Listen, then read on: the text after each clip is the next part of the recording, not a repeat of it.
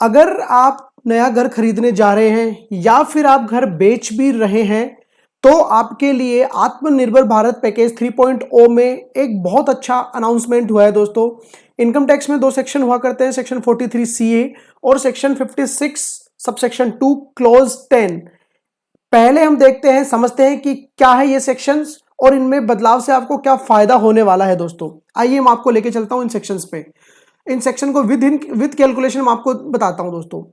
अब आपकी कोई प्रॉपर्टी थी, प्रॉपर्टी नंबर 1, जिसका कंसिडरेशन था, आपने बेची वो 1 लाख रुपए में, जबकि उसकी स्टैंप ड्यूटी वैल्यू थी 1,20,000 रुपए।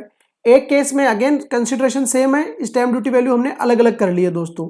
अब हमें करना होता है 110% ऑफ एक्चुअल कंसिडरेशन। अभी तक 10% की लिमिट दी हुई थी, तो एक अमाउंट अपन ने ड्रॉ किया, 10% एक्स्ट्रा कर दिया हमने एक्चुअल सेल कंसिडरेशन का, तो ये आ गया 1,10,000 रुपए दोस्तों। अब आती है कि वैल्यू टू बी कंसिडर्ड। इसका मतलब है कि क्या फुल वैल्यू मानी जाएगी टैक्स निकालने के लिए, बेसिकली कि हाँ भाई इतनी वैल्यू पे ये प्रॉपर्टी बेची हुई मानी जाएगी, जिसके बेसिस पे इनकम टैक्स आपको पे करना पड़ेगा। हम सब सोचते हैं कि भैया 1 लाख में बेची है तो 1 लाख के हिसाब से कैलकुलेशन होगी, नहीं। अगर स्टैंप ड्यूटी वैल्यू से कम है और 10% तक का डिफरेंस तो ठीक है, उससे ज्यादा डिफरेंस होते ही आपका अमाउंट चेंज हो जाता है दोस्तों। तो अब इस केस में क्या वैल्यू मानी जाएगी, 10% ऑफ एक्चुअल सेल कंसिडरेशन तक तो ठीक है अगर स्टैंप ड्यूटी वैल्यू होती है तो। एक्चुअल कंसिडरेशन 1 लाख था, उसका एक्स्ट्रा 10% हमने कर दिया, 1,10,000 तक अगर इसकी स्टैंप ड्यूटी वैल्यू है तब तो ठीक है। अगर नहीं है इसकी स्टैंप ड्यूटी वैल्यू 1,10,000 रुपए तक, तो जो एक्चुअल स्टैंप ड्यूटी वैल्यू है जो कि ज्यादा जा रही है वही वैल्यू ऑफ कंसिडरेशन मान ली जाएगी। तो 1,20,000 के हिसाब से आपको टैक्स का पेमेंट करना पड़ेगा। बाकी जो दोनों केसेज है उसमें आप देख सकते हैं स्टैंप ड्यूटी वैल्यू उसमें ऑलरेडी कम है, तो कोई दिक्कत वाली बात है ही नहीं। और इस वाले में स्टैंप ड्यूटी वैल्यू 1,03,000 है, लेकिन ये एक्स्ट्रा 10% की लिमिट में है, तो 1 लाख रुपए ही एक्चुअल वैल्यू ऑफ कंसिडरेशन मानी जाएगी इनकम टैक्स के पर्पज से, टैक्स कैलकुलेशन के पर्पज से। तो अब इसमें क्या बदलाव कर दिया, इसमें बदलाव कर दिया दोस्तों, इसको 120% कर दिया है गवर्नमेंट ने, 120% ऑफ एक्चुअल कंसिडरेशन। अब उससे क्या होगा दोस्तों, उससे ये होगा कि मैं इसको कर देता हूं 1,20,000, ये 1 लाख का 120%। अब इसके हिसाब से अगर स्टैंप ड्यूटी वैल्यू आपकी 1,20,000 तक है तो हम 1 लाख को ही फुल वैल्यू कंसिडरेशन मान लेंगे। तो हमारी स्टैंप ड्यूटी वैल्यू इस ऊपर वाले एग्जांपल में 1,20,000 रुपए ही है, तो उस केस में जो वैल्यू टू बी कंसिडर्ड आएगी वो 1 लाख ही आएगी दोस्तों। तो 20,000 पे आपको टैक्स नहीं देना है, 20,000 रुपए पे आपका इनकम टैक्स बच गया है। ये आपको फायदा हो रहा है 43 सीए में, ये फायदा होता है बेचने वाले को। अब बात करते हैं खरीदने वाले की बात। तो अभी तक क्या होता था, पहले अपन वो देखते हैं। एक्चुअल आपने खरीदा 10 लाख रुपए में, उसकी स्टैंप ड्यूटी वैल्यू थी 11,50,000 रुपए। दूसरे केस में 8 लाख और 9 लाख, पहला ही केस अपन डिस्कस करते हैं दोस्तों।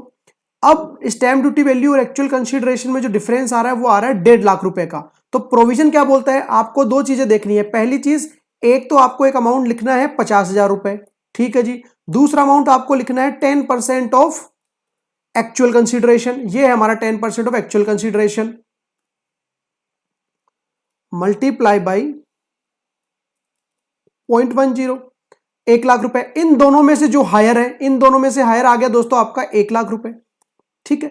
अगर आपके एक्चुअल कंसीडरेशन और स्टैंप ड्यूटी वैल्यू में जो डिफरेंस है वो 1 लाख तक है, तब तो कोई दिक्कत नहीं है, तब तो कोई दिक्कत नहीं है। जैसे कि मैं यहां पे 11 लाख रुपए कर देता हूं स्टैंप ड्यूटी वैल्यू।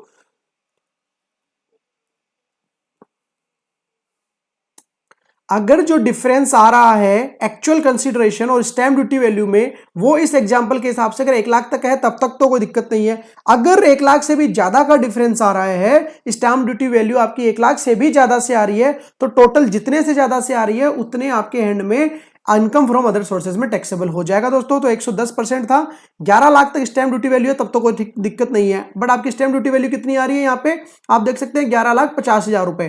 तो अब 11,50,000 रुपए माइनस 10 लाख, तो पूरा 1.5 लाख आपके हाथ में जो बंदा खरीद रहा है इनकम फ्रॉम अदर सोर्सेज में, उसको टैक्स देना पड़ेगा। दूसरे एग्जांपल में बात करूं, स्टैंप ड्यूटी वैल्यू कितनी है आपकी, 11 लाख रुपए। हमारे पास डिफरेंशिएशन कितना था, 1 लाख तक कोई दिक्कत नहीं है। तो दोस्तों 1 लाख तक कोई दिक्कत वाली बात नहीं है, यहाँ पे इन दोनों का डिफरेंस भी 1 लाख आ रहा है। अब गवर्नमेंट ने क्या चेंज कर दिया, इसको भी कर दिया 120%। तो 120% इसका हो गया दोस्तों मल्टीप्लाई बाई 1.2। अब गवर्नमेंट ने बोल दिया कि पहले जो 10% देखते थे, इसको 10% की बजाय आपको 20% देखना है। तो दोनों में से हायर क्या हो गया, दोनों में से हायर हो गया 2 लाख का। अब आपको ये देखना है कि स्टैंप ड्यूटी वैल्यू और एक्चुअल कंसीडरेशन, क्या स्टैंप ड्यूटी वैल्यू अगर 12 लाख तक है तब तो कोई दिक्कत नहीं है। हमारी स्टैंप ड्यूटी वैल्यू कितनी है, 11,50,000 रुपए, 12 लाख से अंडर में ही है, तो हमें इनकम फ्रॉम अदर सोर्सेज में 0 का पेमेंट करना है दोस्तों। तो इस पहले जो आपको टैक्स 1.5 लाख रुपए लग रहा था, अब वो 1.5 लाख पे आपको टैक्स नहीं देना है। तो ये काफी बड़ा फायदा हुआ है। लेकिन एक चीज का आपको ध्यान रखना है, इसमें भी कुछ कंडीशन है। हमेशा फायदे आते हैं, अधिकार मिलते हैं, तो कुछ ना कुछ कंडीशन भी मिलती है। कंडीशन ये है कि वैल्यू जो है, पहली चीज तो वो रेजिडेंशियल यूनिट के लिए है, दूसरी चीज प्राइमरी सेल हो, सेकेंडरी सेल नहीं हो, तीसरी चीज वो 30 जून 2021 तक ही है, चौथी चीज 2 करोड़ रुपए तक की वैल्यू तक के लिए ही एप्लीकेबल होगा, अदरवाइज ये एप्लीकेबल नहीं होगा, पुराना प्रोविजन ही चलता रहेगा।